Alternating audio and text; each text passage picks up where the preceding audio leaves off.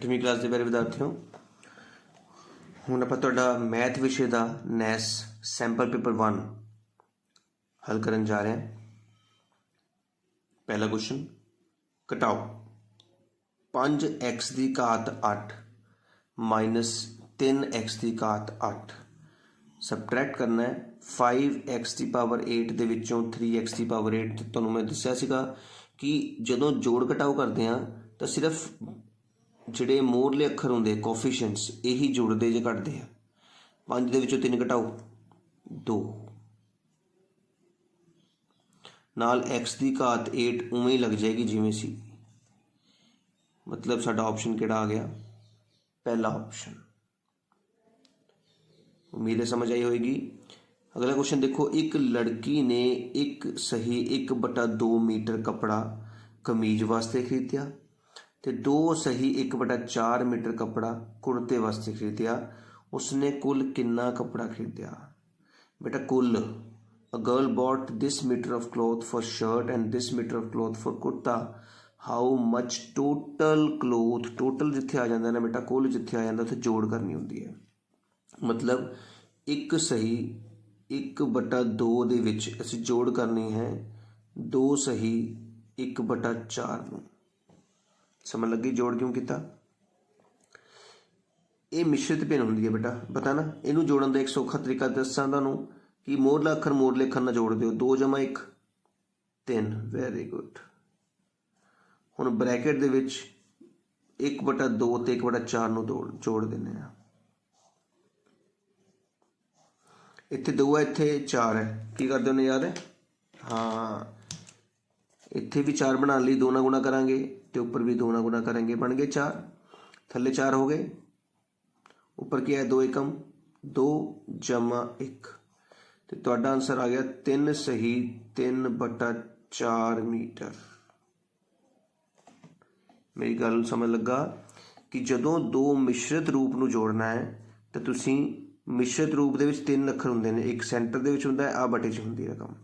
Centre ते centre नूं जोड़ दिता गया 2 + 1 3 तो जिहड़ी भिन्नां सीगियां 2 इन्हां भिन्नां नूं वखरा जोड़िया गया तो जो आ गया तुहाडा आंसर सीगा। इस तरीके नाल भी असीं जोड़ कर सकते हैं। साडा ऑप्शन आ गया 3 सही 3/4 आंसर आ गया। तीजा क्वेश्चन देखते हैं।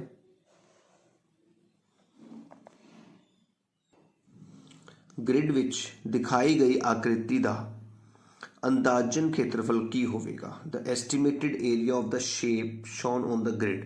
तुहानूं दस्सिया होया कि बेटा जिहड़ा ग्रिड हुंदा ना इहदे विच एक डब्बे का एक हुंदा है, एक डब्बे का खेत्रफल 1 सेंटीमीटर की घात 2 हुंदा है। असीं फिर डब्बिਆਂ ਨੂੰ शेड करके ना पता लगा लैंदे कि डब्बे है किन्ने। याद रखना है, जे डब्बा पूरा है तो उहदा आंसर 1 लेना है एक डब्बे का, तो जे तुहाडा डब्बा अद्धा है, ध्यान नाल समझना है, जे तुहाडा डब्बा अद्धा है तो अद्धा मानना है, तो जेकर तुहाडा डब्बा अद्धे तो ज़्यादा है जिवें कि आ है तो 1 मनना है। जे अद्धा है तो अद्धा मनना है, जे पूरा है तो भी 1 मनना है, जे अद्धे तो ज़्यादा है तो भी 1 मनना है। ठीक है बेटा? तो देखो बेटा, आ एक पूरा है, इनू 1 मनना है, ये भी 1 मनना है, पूरा है, ये भी 1 मनना है, ये भी 1 मन्या जाएगा। ठीक है जी? आ देखो ये भी पूरा है, 1 मन्या जाएगा। 1 2 3 4 5 खाने तुहानूं पूरे मिल गए ने। प्लस अद्धा, ये तुहाडे कोल आ गया अद्धा, ये भी अद्धा, ये भी अद्धा ते ये भी अद्धा। 4 खाने अद्धे मिले ने। ठीक है ना? अद्धा जमा अद्धा जमा अद्धा जमा अद्धा। एक खाना अद्धे तो ज़्यादा है, देखो आ अद्धे तो ज़्यादा है ना, इनू भी 1 ही काउंट करांगे जमा 1। उम्मीद है समझ आई होगी कि किस तरीके नाल सवाल नूं हल कर रहे हैं। 5 जमा, देखो जी 2 अद्धे मिल के 1 बनाते हैं, पता ना, 2 अद्धे मिल जाते हैं तो 1 बन जाता है, तो जमा 1 आई समझ। 2 अद्धियां नूं मिला दीए तो 1 बनता ना पूरा। 5 6 7 8 ਇਹਦਾ ਮਤਲਬ ਸਾਡੇ ਕੋਲ ਅਪਰੋਕਸੀਮੇਟਡ ਐਸਟੀਮੇਟਡ ਜਿਹੜਾ ਖੇਤਰਫਲ ਹੈ ਉਹ 8 ਆਇਆ ਬੇਟਾ। ਤੇ ਸਰ ਤੀਜਾ ਕੁਐਸਚਨ ਵੀ ਕੰਪਲੀਟ ਹੋ ਗਿਆ। ਚੌਥਾ ਕੁਐਸਚਨ ਦੇਖਦੇ ਹਾਂ।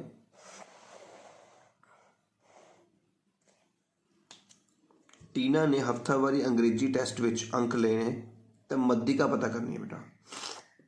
ਦੀ marks in weekly English test of Tina are this, then what is the median. ਸਭ ਤੋਂ ਪਹਿਲਾਂ ਤੁਹਾਨੂੰ ਯਾਦ ਹੋਏਗਾ ਮੱਧਿਕਾ ਕੱਢਣ ਲਈ ਅਸੀਂ ਵੱਧਦੇ ਕ੍ਰਮ ਵਿੱਚ ਲਿਖਦੇ ਹਾਂ। ਸਭ ਤੋਂ ਛੋਟਾ ਅੱਖਰ ਕਿਹੜਾ ਹੈ? 5 ਹੈ। ਉਸ ਤੋਂ ਬਾਅਦ 7, ਉਸ ਤੋਂ ਬਾਅਦ 11, ਤੋਂ ਬਾਅਦ 17, ਫਿਰ 18, ਫਿਰ 23, ਫਿਰ 26, 1 2 3 4 5 6 7 ਹੋ ਗਏ ਪੂਰੇ।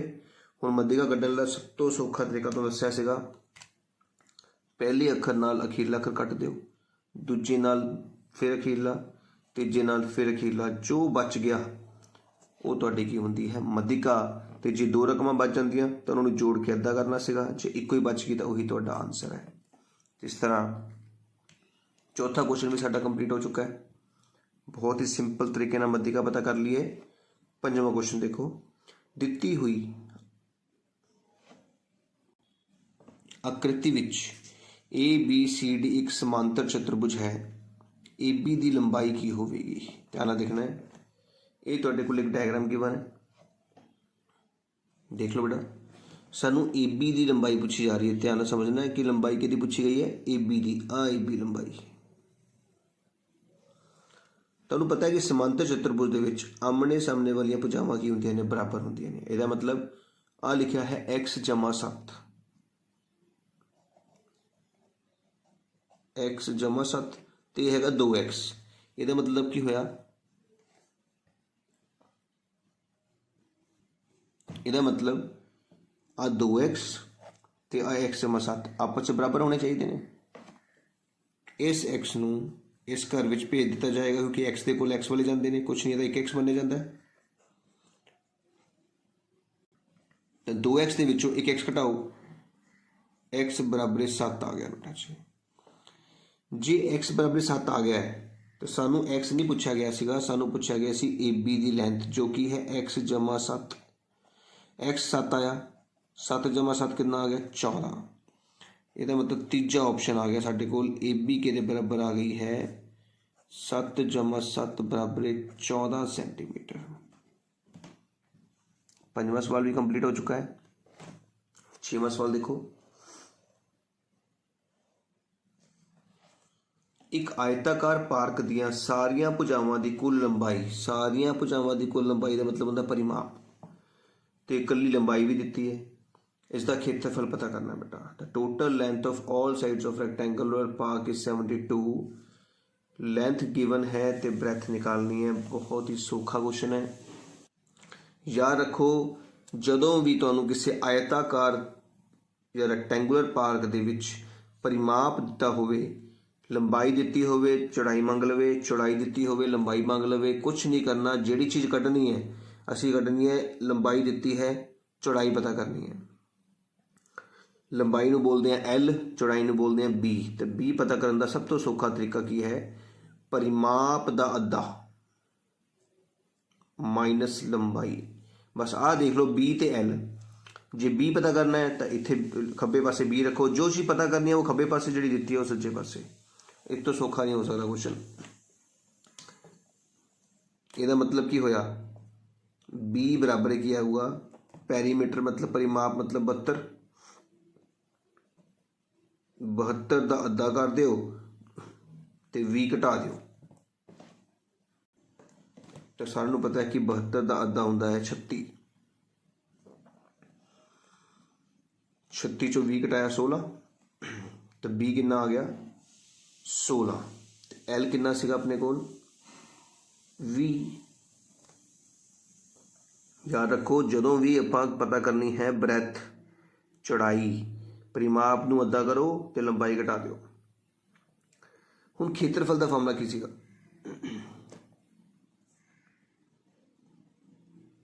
ਏਰੀਆ ਦਾ ਲੰਬਾਈ ਗੁਣਾ ਚੌੜਾਈ।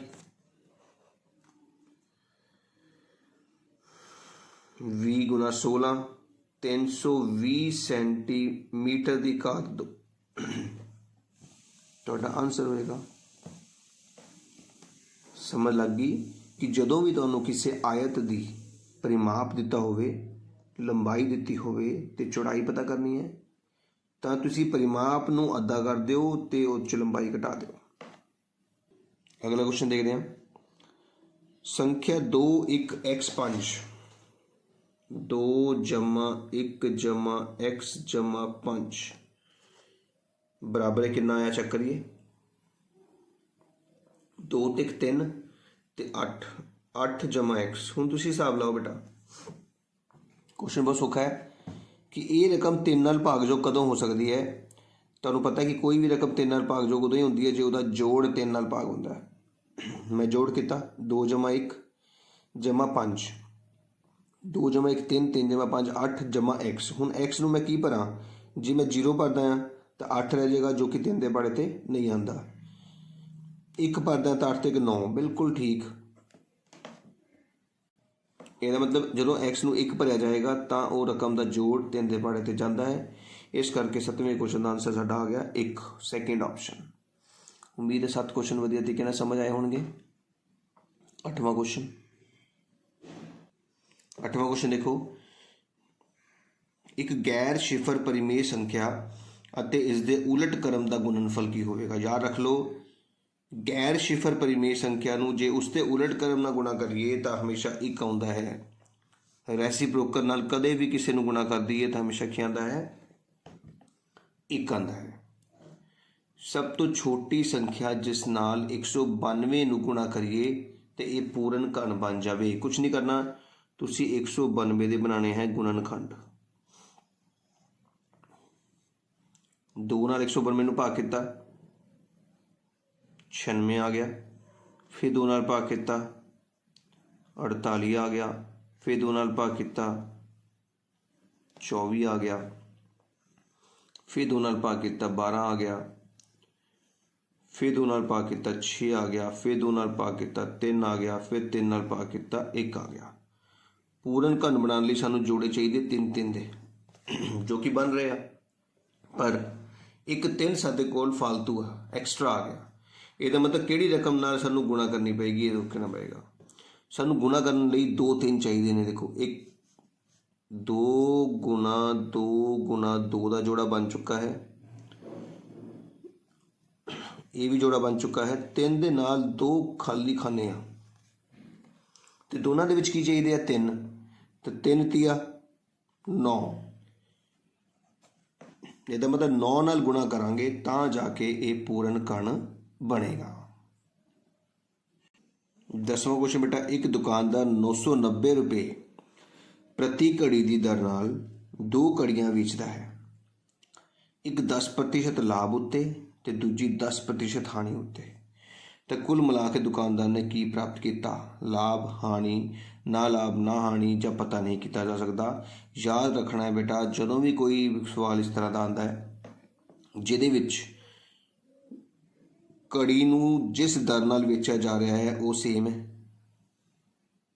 ਠੀਕ ਹੈ। ਇੱਕ ਦੁਕਾਨਦਾਰ 990 ਰੁਪਏ ਪ੍ਰਤੀ ਘੜੀ ਦੀ ਦਰ ਨਾਲ, ਤੇ ਦੋਨਾਂ ਦੇ ਵਿੱਚੋਂ ਇੱਕ ਨੂੰ ਲਾਭ ਹੋ ਰਿਹਾ, ਇੱਕ ਦੇ ਵਿੱਚ ਹਾਨੀ ਹੋ ਰਹੀ ਹੈ, ਤੇ ਉਹ ਜਿਹੜੇ ਲਾਭ ਤੇ ਹਾਨੀ ਵੀ ਸੇਮ ਹੈ। ਦੇਖੋ ਇਹਦਾ ਮਤਲਬ ਕੀ ਹੋਇਆ, ਪਹਿਲੀ ਘੜੀ ਦੀ SP ਦੂਜੀ ਘੜੀ ਦੀ SP ਸੇਮ ਹੋਣੀ ਚਾਹੀਦੀ ਹੈ। ਪਹਿਲੀ ਘੜੀ 'ਚ ਲਾਭ ਪ੍ਰਤੀਸ਼ਤ ਤੇ ਦੂਜੀ ਘੜੀ ਦੇ ਵਿੱਚ ਹਾਨੀ ਪ੍ਰਤੀਸ਼ਤ ਵੀ ਸੇਮ ਹੋਣਾ ਚਾਹੀਦਾ ਹੈ। ਜੇ ਇਸ ਕੰਡੀਸ਼ਨ ਦੇ ਵਿੱਚ ਤੁਹਾਡਾ ਕੁਐਸਚਨ ਹੈ ਤਾਂ ਹਮੇਸ਼ਾ ਤੁਹਾਨੂੰ ਕੀ ਹੁੰਦੀ ਹੈ, ਹਾਨੀ ਹੁੰਦੀ ਹੈ। ਹਮੇਸ਼ਾ ਲਾਸ ਹੋਏਗਾ ਬੇਟਾ, ਕਦੇ ਪ੍ਰੋਫਿਟ ਨਹੀਂ ਹੋ ਸਕਦਾ। ਸਿੱਧਾ ਹੀ ਹਾਨੀ ਨੂੰ ਟਿਕ ਕਰ ਦੇਣਾ ਆ, ਹਾਨੀ ਹੀ ਹੋਣੀ ਹੈ। ਤੇ ਕਿੰਨੀ ਪ੍ਰਤੀਸ਼ਤ ਹਾਨੀ ਹੋਣੀ ਹੈ ਇਹ ਵੀ ਮੈਂ ਦੱਸ ਸਕਦਾ ਤੁਹਾਨੂੰ ਸ਼ਾਰਟਕਟ ਦੇ ਵਿੱਚ। ਜੋ ਤੁਹਾਡੇ ਕੋਲ ਪ੍ਰਤੀਸ਼ਤ ਦਿੱਤਾ ਗਿਆ ਉੱਪਰ, ਜਿੰਨਾ ਵੀ ਪ੍ਰਤੀਸ਼ਤ ਦਿੱਤਾ ਗਿਆ ਹੈ 10 ਹੈ ਤਾਂ 10, ਉਹਨੂੰ 10 ਨਾਲ ਹੀ ਭਾਗ ਕਰਨੀ ਹਮੇਸ਼ਾ ਹੀ। ਮਤਲਬ ਇਸ ਸਵਾਲ ਦੇ ਵਿੱਚ ਤੁਹਾਨੂੰ 1% ਦੀ ਹਾਨੀ ਹੋਣੀ ਹੈ। ਲੱਗੀ ਗੱਲ ਸਮਝ। ਜੇਕਰ ਤੁਹਾਡੇ ਕੋਲ ਸਵਾਲ ਦੇ ਵਿੱਚ ਜਿਹੜੀ ਘੜੀ ਵੇਚੀ ਜਾ ਰਹੀ ਹੈ, ਦੋਨੇ ਘੜੀਆਂ ਸੇਮ ਪ੍ਰਾਈਸ ਵਿੱਚ ਵੇਚੀਆਂ ਜਾ ਰਹੀਆਂ ਨੇ, ਦੋਨੇ ਘੜੀਆਂ ਦੇ ਵਿੱਚੋਂ ਇੱਕ 'ਚ ਪ੍ਰੋਫਿਟ ਹੋ ਰਿਹਾ, ਇੱਕ 'ਚ ਲਾਸ ਹੋ ਰਿਹਾ, ਪਰ ਸੇਮ ਪ੍ਰਤੀਸ਼ਤ ਨਾਲ ਹੋ ਰਿਹਾ, ਤਾਂ ਹਮੇਸ਼ਾ ਹਾਨੀ ਹੋਏਗੀ। तो कितनी हानि होएगी, जिन्ना भी उन्होंने प्रतिशत दिता गया है ਉਹਨੂੰ 10 ਨਾਲ ਹੀ ਭਾਗ ਕਰਨਾ। ਜੇ ਇੱਥੇ 12 ਹੁੰਦਾ ਤਾਂ 12/10 ਕਰਨਾ ਸੀਗਾ, 15 ਹੁੰਦਾ 15/10 ਕਰਦੇ, 20 ਹੁੰਦਾ 20/10 ਕਰਦੇ, ਥੱਲੜਾ 10 ਫਿਕਸ ਹੈ। ਆਹ 10 ਕੁਐਸਚਨ ਕਰਕੇ ਆਇਆ। ਉਮੀਦ ਹੈ ਸਮਝ ਆਇਆ ਹੋਏਗਾ। ਤੇ ਸਾਡਾ ਆਪਸ਼ਨ ਆ ਗਿਆ ਜੀ ਹਾਨੀ, ਸੈਕਿੰਡ ਆਪਸ਼ਨ। 11ਵਾਂ ਕੁਐਸਚਨ ਦੇਖੋ, ਜੇਕਰ ਇੱਕ ਆਦਮੀ ਇੱਕ ਕੰਮ ਨੂੰ 10 ਦਿਨਾਂ ਵਿੱਚ ਪੂਰਾ ਕਰਦਾ ਹੋਵੇ ਤਾਂ ਇੱਕ ਦਿਨ ਵਿੱਚ ਕੰਮ ਕਿੰਨਾ ਹੋਵੇਗਾ। ਬੜਾ ਯਾਦ ਰੱਖੋ, ਜਦੋਂ ਵੀ ਕੋਈ ਕੰਮ 10 ਦਿਨ ਵਿੱਚ ਪੂਰਾ ਕਰ ਰਿਹਾ ਤਾਂ ਇੱਕ ਦਿਨ ਵਿੱਚ ਕੀ ਹੋਏਗਾ, ਉਸਦਾ ਉਲਟਾ। 10 ਦਾ ਉਲਟ ਹੁੰਦਾ 1/10। ਠੀਕ ਹੈ। If a man can finish a work in 10 days then how much part of work will he finish in 1 day? 1/10। ਜੇਕਰ ਕਿਸੇ ਘਨ ਦੀ ਪੂਜਾ ਦੀ ਲੰਬਾਈ ਦੁੱਗਣੀ ਹੋ ਜਾਵੇ ਤਾਂ ਨਵੇਂ ਕੰਨ ਤੇ ਪੁਰਾਣੇ ਕੰਨ ਦੇ ਆਇਤਨ ਦਾ ਅਨੁਪਾਤ ਕੀ ਹੋਵੇਗਾ। ਦੇਖੋ, ਇੱਕ ਪੁਰਾਣਾ ਕੰਨ ਹੈ, ਇੱਕ ਨਵਾਂ ਕੰਨ ਹੈ।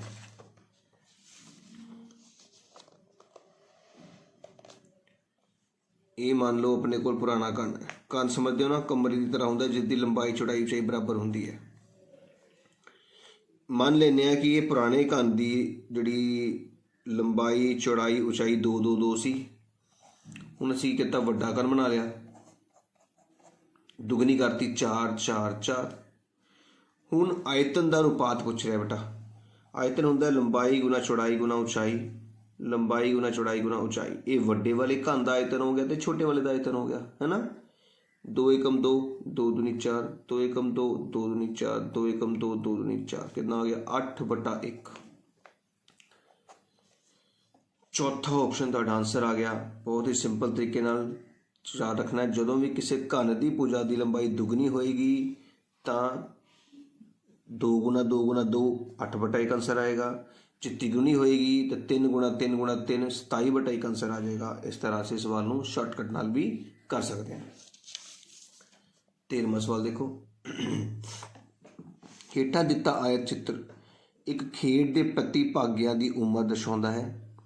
ਕਿੰਨੇ ਪ੍ਰਤੀਭਾਗੀਆਂ ਦੀ ਉਮਰ 25 ਸਾਲਾਂ ਤੋਂ ਘੱਟ ਹੈ। The histogram below shows the age of the participants in a play. How many participants are below the age of 25 years? ਹੁਣ ਦੇਖੋ ਬੇਟਾ, 25 ਸਾਲ ਤੋਂ ਛੋਟੇ, 25 ਸਾਲ ਤੋਂ ਪਿੱਛੇ ਕਿੰਨੇ ਹੋਏ ਦੇਖੋ।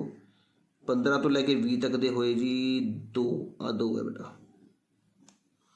ਤੇ 20 ਤੋਂ ਲੈ ਕੇ 25 ਦੇ ਵਿੱਚ ਕਿੰਨੇ ਹੋਏ ਜੀ 6। ਮਤਲਬ 25 ਤੋਂ ਪਿੱਛੇ ਕਿੰਨੇ ਹੋਏ 2, ਤੇ ਇੱਧਰ 2 ਹੈ ਇੱਧਰ 6 ਹੈ, ਜੁੜ ਕੇ ਕਿੰਨੇ ਹੋ ਗਏ 8। ਬਿਲਕੁਲ ਠੀਕ। ਤੇ ਸਾਡਾ ਸੈਕਿੰਡ ਆਪਸ਼ਨ ਇਸ ਦਾ ਰਾਈਟ ਆਂਸਰ ਆ ਗਿਆ। 147 ਮੀਟਰ ਕੱਪੜੇ ਵਿੱਚੋਂ ਇੱਕ ਯੂਨੀਫਾਰਮ ਸਿਉਣ ਦੇ ਲਈ 1 ਮੀਟਰ 75 ਸੈਂਟੀਮੀਟਰ ਕੱਪੜਾ ਚਾਹੀਦਾ ਹੈ। ਅਸੀਂ ਕੁੱਲ ਕਿੰਨੀਆਂ ਯੂਨੀਫਾਰਮਾਂ ਬਣਾ ਸਕਦੇ ਹਾਂ।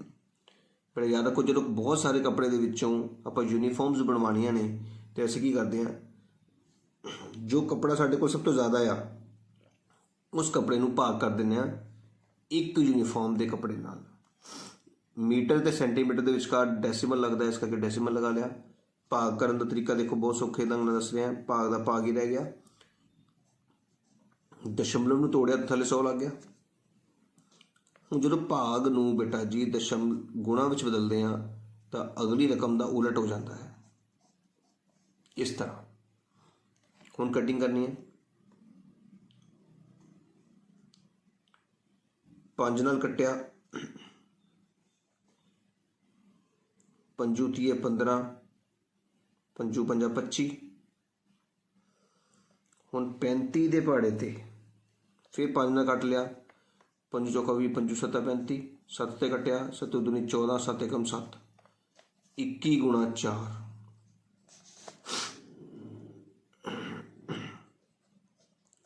चौरासी यूनीफॉर्म ਅਸੀਂ ਇੱਥੋਂ ਬਣਵਾ ਸਕਦੇ ਹਾਂ 84। ਤੇ ਆਪਸ਼ਨ ਨੰਬਰ ਕਿਹੜਾ ਆ ਗਿਆ 4। ਲਾਸਟ ਕੁਐਸਚਨ ਦੇਖੋ, 3 ਲੜਕੇ ਇੱਕ ਹੀ ਥਾਂ ਤੋਂ ਇਕੱਠੇ ਤੁਰਦੇ ਹਨ। ਉਹਨਾਂ ਦਾ ਕਦਮ ਮਾਪ ਕ੍ਰਮਵਾਰ ਇੰਨਾ ਹੈ। ਹਰੇਕ ਨੂੰ ਘੱਟ ਤੋਂ ਘੱਟ ਕਿੰਨੀ ਦੂਰੀ ਤੈਅ ਕਰਨੀ ਚਾਹੀਦੀ ਹੈ ਤਾਂ ਜੋ ਸਾਰੇ ਪੂਰੇ ਕਦਮਾਂ ਵਿੱਚ ਇੱਕ ਬਰਾਬਰ ਦੂਰੀ ਤੈਅ ਕਰਨ। ਅਸੀਂ ਕੀ ਕਰਦੇ ਹਾਂ, ਇਹਦਾ ਲਾਸਾਵਾ ਪਤਾ ਕਰਦੇ ਹਾਂ ਬੇਟਾ। 63 70 ਤੇ 77 ਦਾ ਕੀ ਪਤਾ ਕਰਾਂਗੇ, ਲਾਸਾਵਾ। 7 ਦਾ ਪਾੜਾ ਚੱਕ ਲਈਏ, ਸੱਤੂ ਨਾਮ 63, ਸੱਤੂ ਦਾ ਹੈ 70, 7 11 ਤੇ ਚਲਾ ਗਿਆ। फिर 2 का पाड़ा, जुड़ी नहीं कोई पाड़ा, पहला किहड़ा लेना बाद च किहड़ा लेना बेटा, लेने सिर्फ आभास संख्यावां ने। 5 का ले लो, कोई चक्कर नहीं है, 9 नहीं जाता, 2 ते 10 जाता है।